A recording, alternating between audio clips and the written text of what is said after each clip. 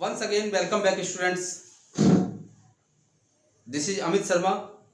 आज के इस वीडियो में हम क्लास 11th के चैप्टर 2 रिलेशन एंड फंक्शन यानी संबंध और फलन का जो टॉपिक है आपका फलन के प्रकार हम शुरू करने वाले हैं, डिस्कस करने वाले हैं. इससे पहले की सीरीज में हम जो पढ़ चुके हैं इसमें टॉपिक वो कौन कौन से थे, क्रमित युग्म और दो समुच्चयों का कार्तीय गुणनफल और संबंध क्या था और फलन क्या था. आज का हमारा इस वीडियो में जो टॉपिक है वो है फलन के प्रकार. तो फलन के जो प्रकार होते हैं, सबसे पहला फलन का प्रकार है आपका तत्समक फलन. तत्समक फलन को हम इंग्लिश में आइडेंटिटी फंक्शन भी कहते हैं, आइडेंटिटी फंक्शन. और इसकी जो डेफिनेशन है वो है for all x belongs to R. ये वाला जो सिंबल लगाया है मैंने, v को ऊपर क्रॉस कर दिया है, ये फॉर ऑल का सिंबल. फॉर ऑल मीन्स सभी के लिए, x सभी प्रत्येक x के लिए. वो प्रत्येक x किस में बिलोंग करना चाहिए, r में बिलोंग करना चाहिए, अवयव होना चाहिए r का. r यहाँ पर मतलब है रियल नंबर या वास्तविक संख्याएं. फंक्शन जो है, जो फलन है वो किस तरीके से परिभाषित किया गया है, f इस प्रकार है कि r2 r में एक फलन है. इसका अर्थ यह है कि प्रांत भी हमारा रियल नंबर है, वास्तविक संख्याएं हैं, और परास भी हमारा रियल नंबर है या वास्तविक संख्याएं हैं. तो जो तत्समक फलन होता है उसे हम y equal to f x, मतलब y जो है x का फलन है, या y equal to x, y equal to x is known as identity function या तत्समक फलन हम इसको कहते हैं. इसमें x और y दोनों सेम हैं. जो x का मान होगा वही मान y का होगा. जिस रेशियो में x बढ़ेगा उसी रेशियो में y बढ़ेगा. तो इस प्रकार के फलन को हम क्या कहते हैं, तत्समक फलन कहते हैं. और इसमें डोमेन यानी प्रभाव क्षेत्र और परास दोनों सेम रहते हैं. नेक्स्ट नंबर 2 आपका आता है अचर फलन. अचर फलन, इसमें वही प्रत्येक x के लिए, प्रत्येक x बिलोंग्स टू r, मतलब प्रत्येक x जो है किसका अवयव है, r का, यानी वास्तविक संख्याओं का. ये भी इस तरीके से परिभाषित है कि f इस प्रकार है कि r2 r. यहाँ भी प्रांत हमारा वास्तविक संख्याएं हैं और परास भी वास्तविक संख्याएं हैं. y equal to x, y जो है x का फलन है. इस प्रकार फलन है कि y c के बराबर है, y c के बराबर है. c यहाँ पर एक स्थिरांक है, एक कांस्टेंट है. तो हम इस फंक्शन को क्या कहेंगे या इस फलन को क्या कहेंगे, अचर फलन कहेंगे. अब कैसे, सपोज दैट जैसे आप x की वैल्यू रखते थे, 1 है, 2 है एंड सो ऑन, इस तरीके की हम वैल्यू रखते थे. तो आप इस फलन में जब वैल्यू रखोगे तो आपको हर बार c ही मिलेगा. आप x का मान 1 रखो या 2 रखो या 3 या कोई और मान रखो, तब भी आपको c ही मिलेगा, क्योंकि यहाँ पर y बराबर c है और इसमें x है ही नहीं, इसलिए यहाँ पर हर बार हमें c मिलेगा. तो इस प्रकार के जो फलन होते हैं जिनमें हमें एक स्थिरांक हर बार मिलता रहे, वो हमारा किसमें आएगा, अचर फलन में. नेक्स्ट नंबर 3 आपका आता है बहुपद फलन. अब बहुपद जो है पॉलिनोमियल है, जिसमें बहुत सारे पद होते हैं. वो आपने क्लास 10th में पढ़ा है कि पॉलिनोमियल क्या होता है. इसमें भी प्रत्येक x बिलोंग करना चाहिए r में, मतलब x वास्तविक संख्याएं होनी चाहिए. और ये फलन इस प्रकार परिभाषित है कि f such that r tends to r, या फंक्शन ऐसा है कि डोमेन या प्रभाव क्षेत्र हमारा वास्तविक संख्याएं हैं और परास भी हमारा वास्तविक संख्याएं हैं. तो यहाँ पर y जो है x का फलन इस प्रकार होगा कि वो एक बहुपद होगा. फॉर एग्जाम्पल मैंने आगे लिखा है x की घात 4 प्लस x की घात 3 प्लस x की घात 2 प्लस 1. ये फलन है किसका, x का, इसलिए मैंने इसको fx लिखा है. और ये बहुपद फलन है. और बहुपद फलन क्यों है, क्योंकि यहाँ पर 4 पद हैं, 1 2 3 4, इसमें 4 पद हैं, इसलिए इसका नाम क्या है, बहुपद फलन. इस प्रकार के फलन हमारे बहुपद फलन होते हैं. नेक्स्ट आपका आता है परमेय फलन. अब इसमें फलन से पहले जो लिखा है परमेय, परमेय का अर्थ है, परमेय संख्याएं आपने पढ़ी थी जिनको हम p अपन q के रूप में लिख सकते थे, वो हमारी परमेय संख्याएं होती थी. लेकिन यहाँ पर हम परमेय संख्याएं नहीं, परमेय फलन की बात कर रहे हैं. तो परमेय फलन में क्या होगा, p अपॉन q के फॉर्म में तो फलन होगा, लेकिन ऊपर भी हमारा क्या होगा, फलन होगा, और नीचे भी फलन होगा.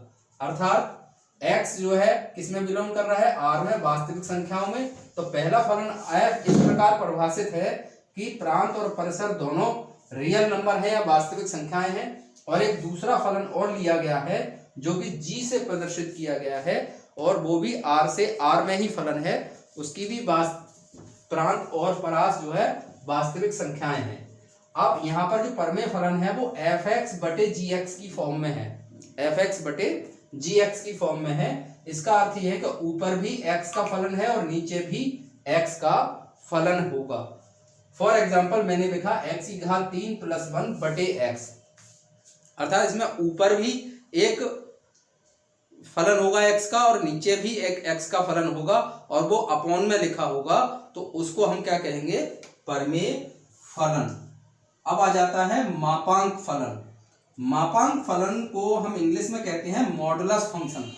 ये वर्ड आपको कई बार सुनने को मिलेगा, मॉडुलस फंक्शन।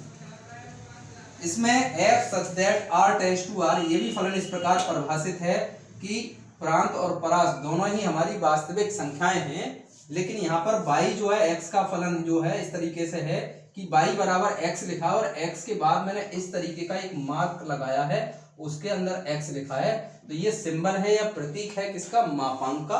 तो y = mod x जो है आपका मापांक फलन है। अब इसको परिभाषित कैसे करना है, तो fx बराबर ब्रैकेट मैंने पहले लिखा है x और नीचे लिखा है -x, लेकिन fx जो है x के बराबर तब तक रहेगा जब तक x का मान 0 के बराबर है या 0 से बड़ा है, और -x तब रहेगा जब x का मान 0 से छोटा है। तो यहाँ पर जो fx है जो आपका मापांक फलन है, वो मैंने दो कैटेगरी में डिवाइड कर दिया है। वैसे न्यूमेरिकली आपको ये बताया गया है कि -3 जो होता है उसको हम बाहर जब लिखते हैं तो प्लस का लिखते हैं, ठीक है। तो ये इस प्रकार का हमारा जो फलन है वो मापांक फलन। नेक्स्ट आपके फलन का प्रकार है चिन्ह फलन। चिन्ह फलन को इंग्लिश में कहते हैं signum function, SIGNUM, signum function या चिन्ह फलन। ये भी इस तरीके से परिभाषित है कि f इस प्रकार का फलन है कि r से r में परिभाषित किया गया है, अर्थात इसमें भी प्रांत और परिसर दोनों ही हमारी वास्तविक संख्याएं हैं। तो किस तरीके से परिभाषित है, प्रत्येक x r में होना चाहिए, इसका अर्थ प्रत्येक x वास्तविक संख्या होना चाहिए, और fx किसके बराबर होगा, इसमें मैंने यहाँ पर 3 लिखे, ये 3 कैटेगरी में डिवाइड किया गया है। एक है आपका +1, दूसरा है 0, तीसरा है -1, 1, 0 और -1।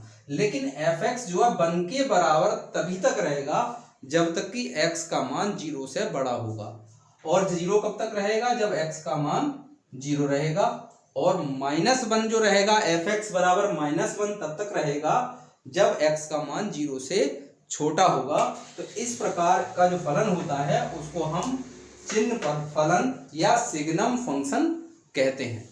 नेक्स्ट आपका जो आता है महत्तम पूर्णांक फलन, महत्तम पूर्णांक फलन या greatest integer function, greatest integer function. ये भी f इस प्रकार परिभाषित किया गया है r से r में, जिसमें प्रांत भी आपका वास्तविक संख्याएं हैं और परास भी वास्तविक संख्याएं हैं।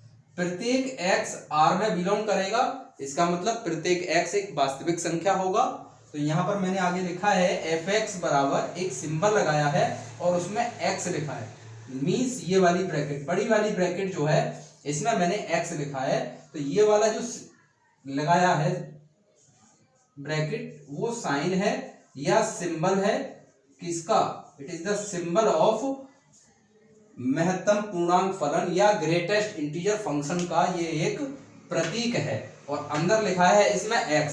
तो ये टोटल आपका क्या हो गया, इस तरीके से लिखने के बाद फंक्शन ऑफ x या x का फलन, ये महत्तम पूर्णांक फलन है। अब इसका मीन्स क्या है, यहाँ पर इसका मीन्स ये है, सपोज दैट कहीं पर आपका लिखा है 1.53, न्यूमेरिक की नंबर की अगर बात करें ब्रैकेट में आपको क्या मिला, लिखा है 1.53, तो इसका मतलब होता है लेस देन और इक्वल टू x। जैसे ये जो लिखा है मैंने x, इसका मतलब है लेस देन और इक्वल टू x, मीन्स ये हुआ कि x के या तो बराबर होना चाहिए या उससे छोटा, या तो x के बराबर या उससे छोटा, परंतु पूर्णांक होना चाहिए। परंतु क्या होना चाहिए? पूर्णांक होना चाहिए। तो यहाँ पर इसके बराबर तो नंबर हो नहीं सकता 1.53 की, तो इससे छोटा पूर्णांक क्या होगा? आपका 1 होगा। इसलिए ये इस टाइप से जो हम लिखते हैं वो हमारा किस में आता है? महत्तम पूर्णांक फलन या ग्रेटेस्ट इंटीजर फंक्शन। ऐसे ही मान लीजिए कहीं लिखा है 2.52, तो इसका मीन्स ओनली 2। आप इससे छोटा, यानी जो नंबर आपको दिया है उससे छोटा नंबर आपको लिखना है, लेकिन पूर्णांक लिखना है। तो इस प्रकार का जो फलन होता है आपका वो महत्तम पूर्णांक फलन या ग्रेटेस्ट इंटीजर फंक्शन। तो फलन के जितने प्रकार होते हैं वो हमने डिस्कस किए थे इस वीडियो में। अब हम नेक्स्ट वीडियो में डिस्कस करेंगे इनके ग्राफ के बारे में कि इनके ग्राफ किस तरीके से बनते हैं। ओके।